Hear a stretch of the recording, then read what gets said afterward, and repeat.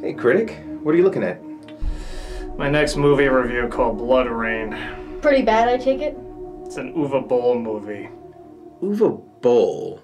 Aren't his films so bad they cause people to bash their heads in with a sledgehammer? Uh-huh.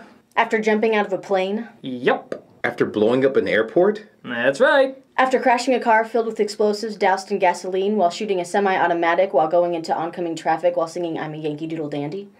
Twice. Well, I can see why you don't want to review it. That's not the only reason. You see, whenever I do an Uwe Boll movie, there's a tradition. Tradition? It's a long story. I can take care of it myself.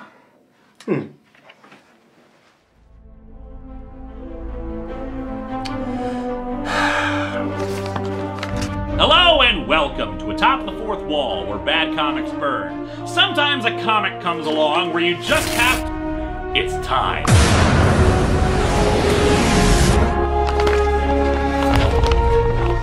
Of course there was a Final Fantasy anime, and of course it sucked, but even after the first episode...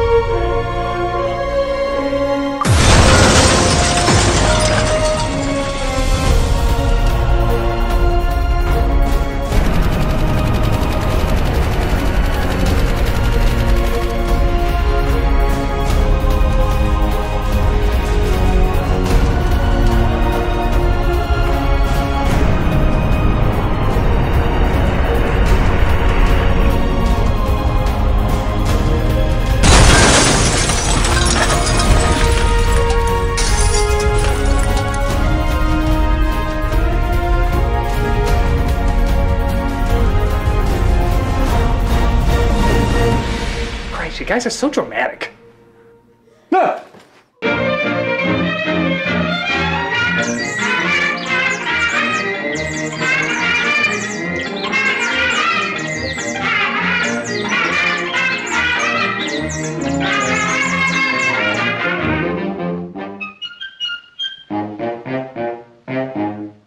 Uwe Boll, the most faithful movie adapter of video games since the directing team behind Super Mario Bros., returns with what many consider his crowning achievement of shit, Bloodrayne. The movie, based on the classic video game, and by based I mean more gangbang and mutilated than a Game of Thrones character, once again demonstrates Boll's talent, if you can call it that, for cutting more corners than a paper snowflake. And if you thought Twilight was the worst disservice to vampires the world has ever known, it is, but this one's pretty bad too. So, let's not waste any time. This is... Critic. Oh, we have something we have to address first. The elephant in the room, which of course is him. What did I do? Oh, you know exactly what you did. It happened a few years ago. The drama that was caused, everything that happened on Twitter, on Facebook, on everything like that. The betrayal of everything that we stand for. Roll the clip. You never went to Castleton! I dropped out, okay? This is Bloodrayne.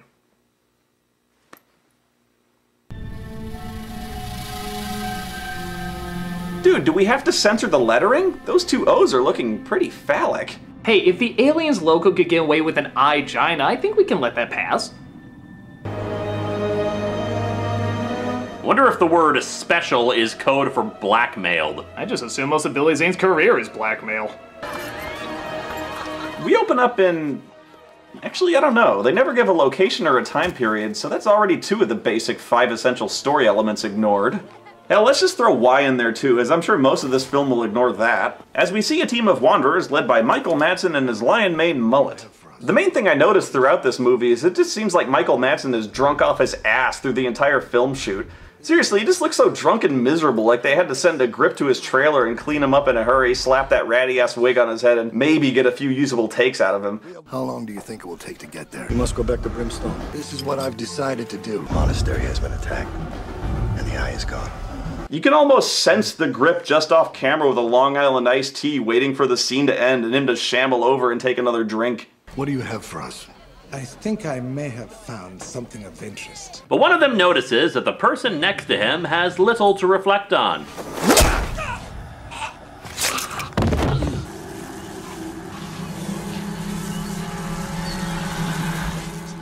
I like you Brimstone people. You never make a mess of the place. What have you heard? What might only be the tall tale. Moving on, I guess. No one even batted an eye. Is this like an everyday thing? When did killing a vampire become yesterday's news? Yeah, I don't care where or when you are, and again, neither does Uwe Ball, but killing a vampire will never be a boring thing. Guys, holy shit, you won't believe it, I just killed a vampire. Was it a Nazi vampire? Well, technically no, but... Oh, please, Cinema Snob. Everybody knows that Nazi vampires are all the rage now. Yeah, what you did is like the Bing search engine of vampire killings. But he killed a family of 6! Go away, Cinema Snob. I can't even stand to look at you. Okay, I guess I can drop his clothes off at the Goodwill or something. You do that. Nope.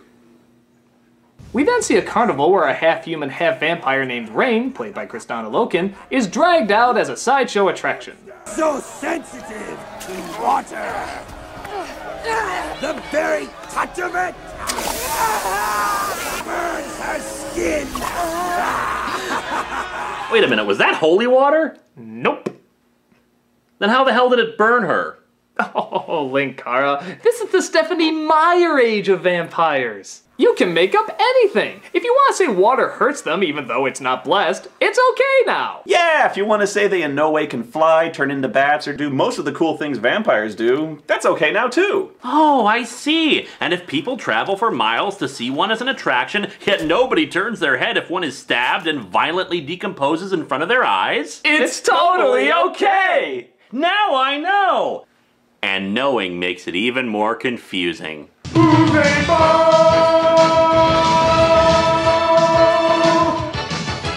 But one of the other attractions, the amazing Candle Slicer, takes a liking to Rain and dreams of living in a better world with her.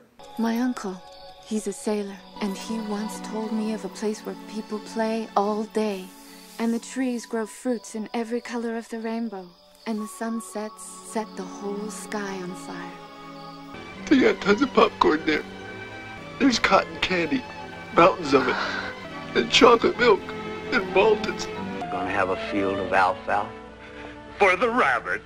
Without war and traffic accidents, for the sake of the human being. Doesn't it sound wonderful, Rain? We then cut to her escaping? Wait, when did that happen? Oh, I guess she was just dreaming. Does she always dream in Photoshop smears?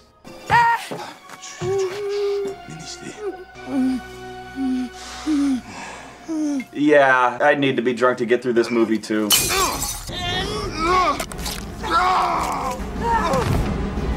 Wait a minute, now she's back in the field. What the hell's going on? Is this a dream? A flashback? What?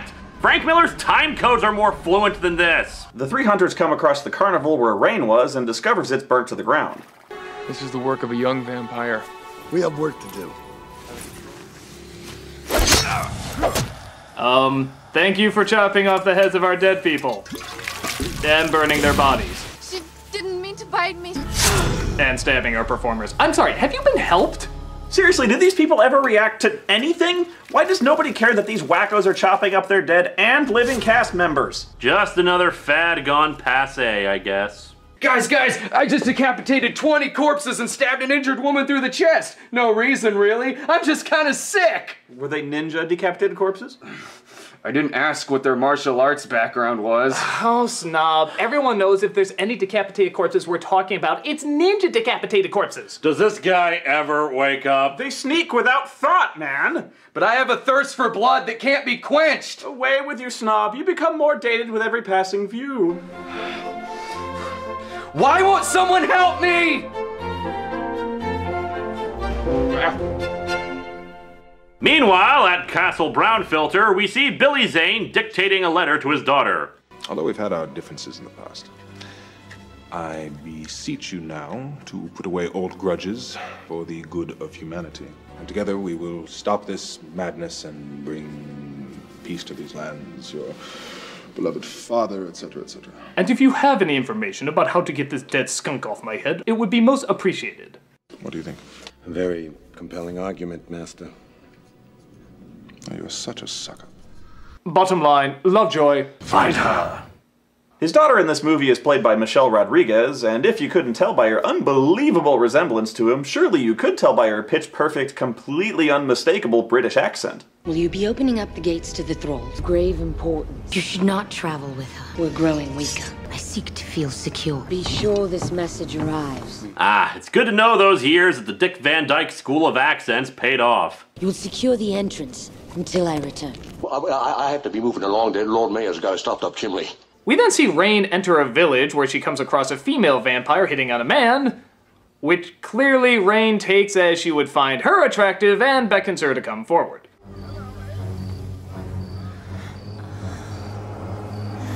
Bow chicka wow, ow! But a fortune teller sees the bit and run and decides, for really no reason whatsoever, to tell her the future. Most believe that your kind are merely legends. Part vampire, part human. Generally, they're exterminated. You've hidden well. Yes, you've been displayed in front of dozens of people and killed off an entire carnival single-handedly. You're better than Solid Snake. There was a man. Kagan? Kagan's not a man, he's a vampire. And you are his creation. He killed my mother. Dampiers are rarely a product of a happy union between a vampire and a human. You lie. So you mean your vampire father killing your mother was a happy union? Oi, somebody's in denial. Your father is evil. No, he just likes to drink the blood of Catholic nuns. He was mean to your mother. What man wouldn't disembowel his wife for spilling the sugar? You like to watch the porn stars. That is a lie! It is so obviously scripted. Who could be as stupid as Chum Lee? You are a fraud! A fraud! It's getting worse. I just bit the neck of a prostitute and no one seems to notice. Was it a zombie prostitute? What the hell is wrong with everyone? Meanwhile, at Hogwarts, we see Ben Kingsley, presumably paying off an LED TV, as Rain's evil father. He's just been told that Rain is off to get a magic eye, sure, which is said to help get his attention. Oh look, a sailboat. Kill her. Let her find the eye, or let her try, then kill her. Something you'll notice very quickly is that Kingsley's scenes are phenomenally short. Some barely even reach a minute. They're so short, I think he literally charged by the second. You could pretty much sum up every scene with, "Are you evil? Yep. Just checking."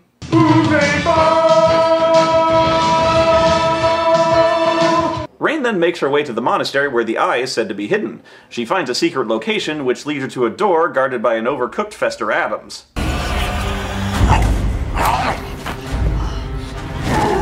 Look out, you nearly hit the camera! Good.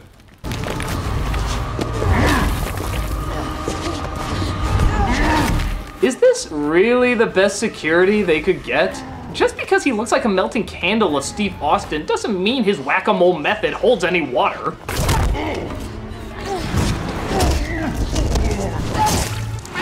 Oh, door. Next, she enters a booby-trapped room that makes Indiana Jones look like a true-life drama. God, they got their security system from Itchy and Scratchy.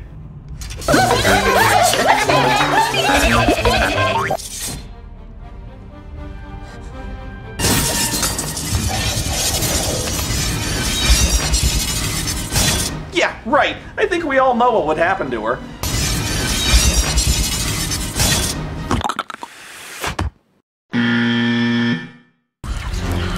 But the dangerous water is suddenly released. Yeah, that's still a thing. As she absorbs the power of the eye, which makes her immune to it. Activating the water trap for the device that makes you immune to the water trap. Hey, here's an obvious question. What if the person getting the eye wasn't a vampire? I mean, okay, the whole vampires melt in water thing is stupid already, but what if it wasn't a vampire that got it, though? What if it was just a normal guy? Would the water really be that big a threat? You have stolen the forbidden treasure. Now face the ultimate torture.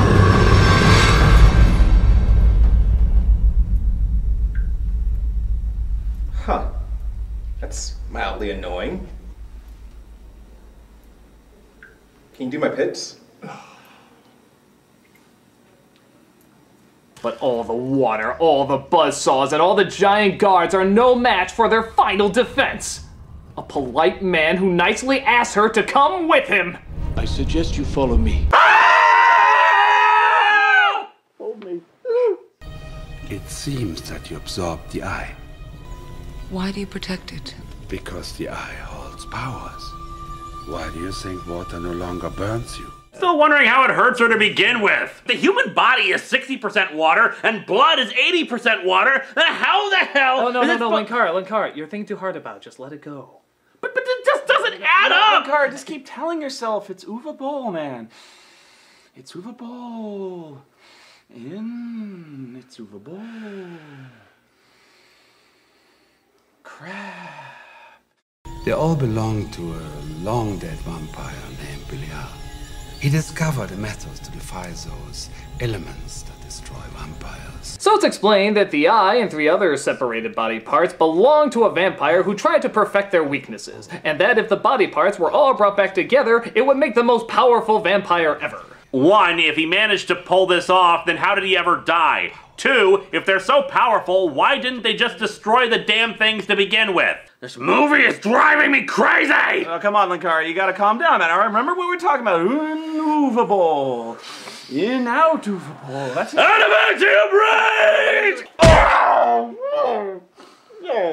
Ah, that did make me feel better, actually. My sinus cavities. But Kagan's men attack in probably the bloodiest and yet somehow not actually gory fight scene in movie history. The makeup is so fake and poorly photographed that it's barely worth the R rating. Look at this guy, he's cut in half, but you can clearly see his legs standing up. Well, you don't know. Maybe Wallace made him a pair of extra legs, like in the wrong trousers. Half of these guys don't even look that pained to be stabbed. They just look kind of annoyed, like they've been in the makeup chair for 8 hours and just want this crap off. Oh, I guess. Where's the eye? Perhaps killing you will get you to answer my question. Rain gets knocked out, but that's of little consequence as we have more important things to focus on. Like, hey, it's been 10 minutes. Time for another 5-second Ben Kingsley cameo. Come closer. Don't be afraid. Yeah, all he's gonna do is rip open your neck and feed on your insides. I can see why Rain thought her mother and him had a happy union. And just when you think this is the most pointless celebrity cameo, take a look at who they got to play the owner of the vampire feeding house. Why do you come here and insult my palace with your stench? Is that Meatloaf? Yep. Wearing a 19th century powdered wig? Yep. Surrounded by whores and giving a performance more over the top than a kabuki pole vaulter? Yep. The mightiest of all vampires. Oh my god! This is comedy overload! We need time to get all our jokes together. Pen! Paper! We'll be right back. We just need time to get all of these jokes out and organized.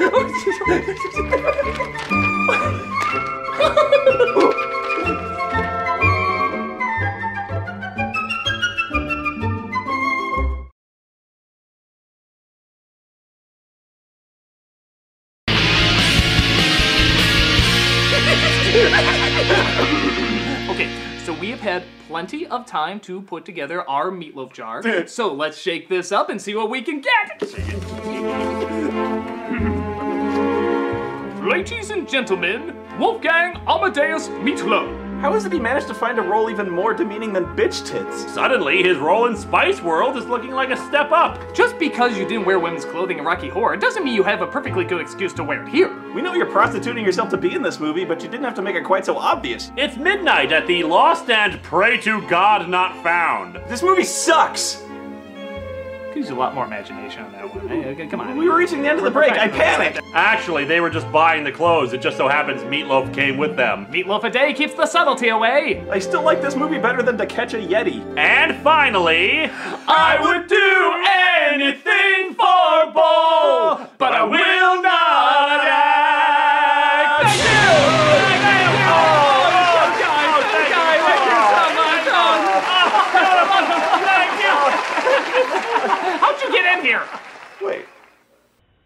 But 3 little wigs from school are we? Break in and try to bust her out. They, of course, have to fight off some dangerous foes.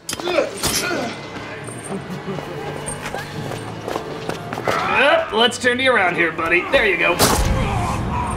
They cut up the guards and break open the window to make Meatloaf face everything under the sun.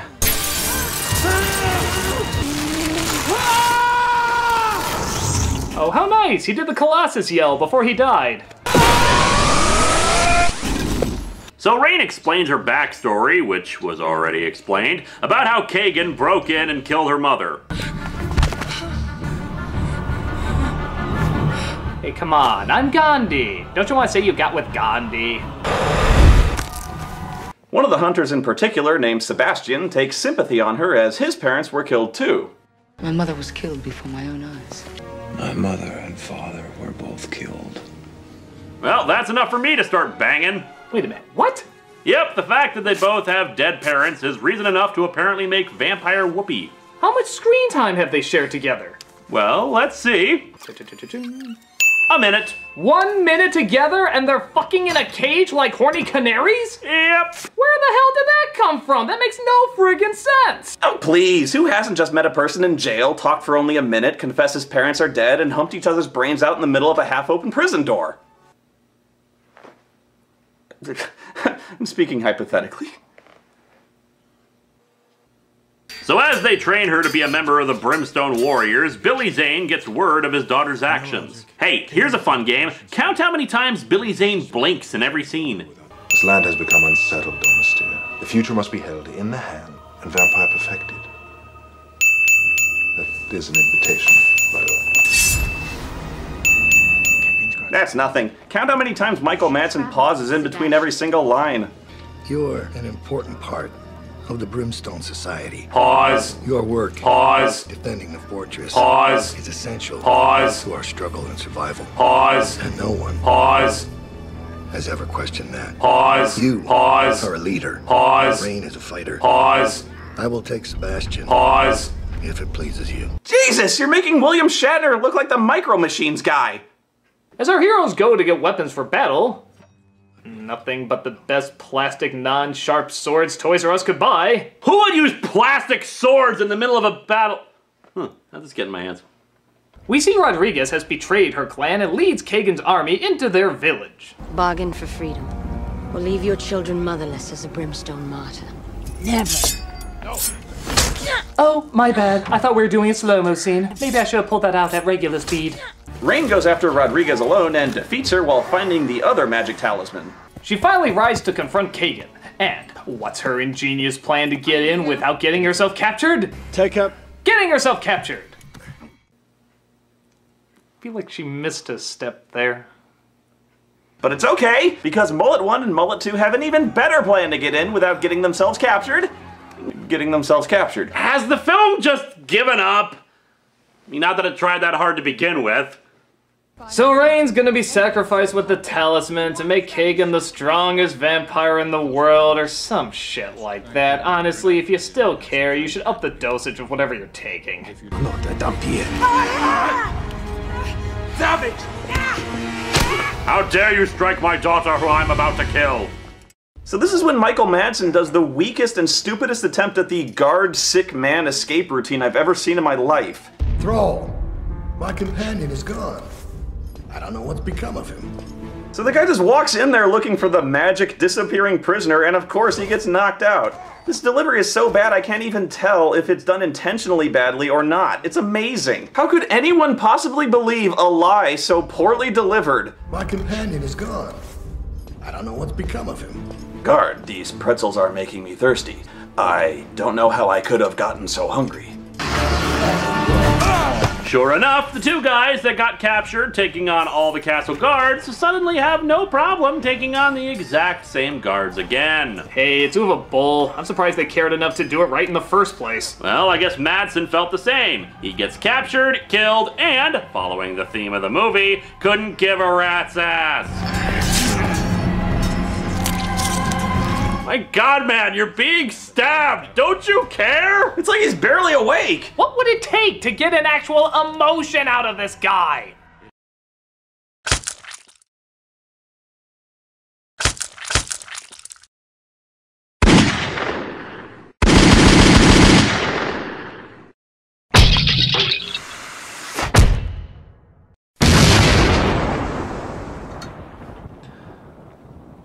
Preach on. After Sebastian gets stabbed as well, it's down to Rain and Kagan to duke it out in a sword fight with more dialogue than Monkey Island fencing. Strong Rain, but not skilled enough. I would choose death over seeing you as my ruler. You're interfering with fate. Vampires shall rule the earth. As if your interests are noble. I am rubber, you are glue. Sticks and stones may break my bones. I never did it in a prison. I'm just saying, it never happened. For centuries we've been cursed to the shadows, slaughtered by the fearful. You condemned me the day you raped my mother.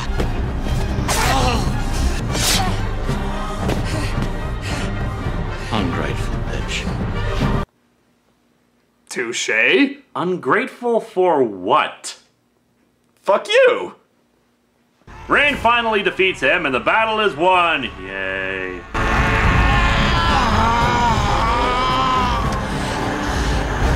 This rose still had more dignity than the Mandarin. Please, you don't have to leave me. It's my time. Kagan's finished. But we had so much. Dead parents, jail door fucking. And then, in a very bizarre ending, even for Uwe Boll, Rain takes the throne and thinks of all the times blood has been spilt in the movie.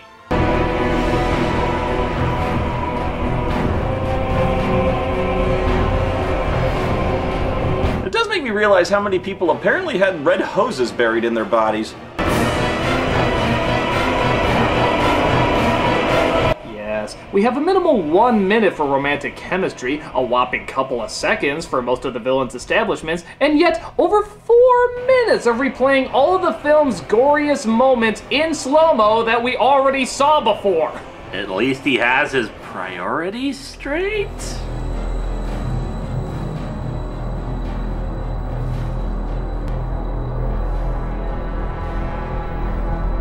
We hope you see now why you should never leave your kids around Uwe Boll. As if this movie wasn't proof enough. If the sci-fi movie of the week is too good for you, then Uwe Boll is the one for you. Everybody else knows that his movies bite it, and this one is no exception. His characters are flat, his writing ridiculous, and his stories never make any semblance of sense. And the fact that it has little to nothing to do with the original source material makes it one of the most laughably bad adaptations ever. What else can you say but...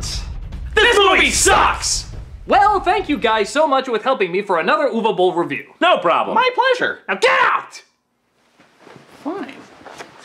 Why don't you just fly away? I can only do it once. See? Was that so bad?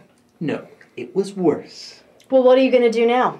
I am just gonna sit here and stare forward, thinking about the review I just watched, hoping I can trick people into thinking I'm more artsy than I really am. All right. Whatever does it for you.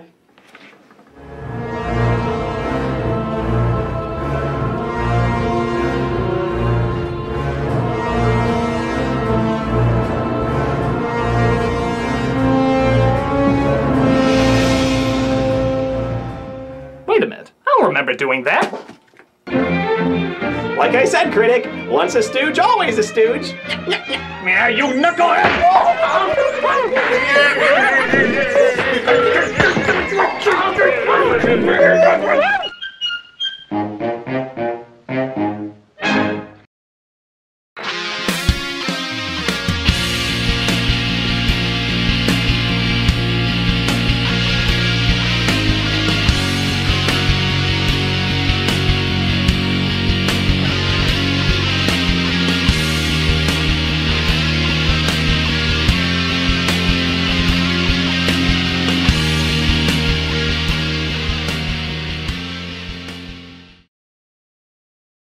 My companion is gone. I don't know what's become of him.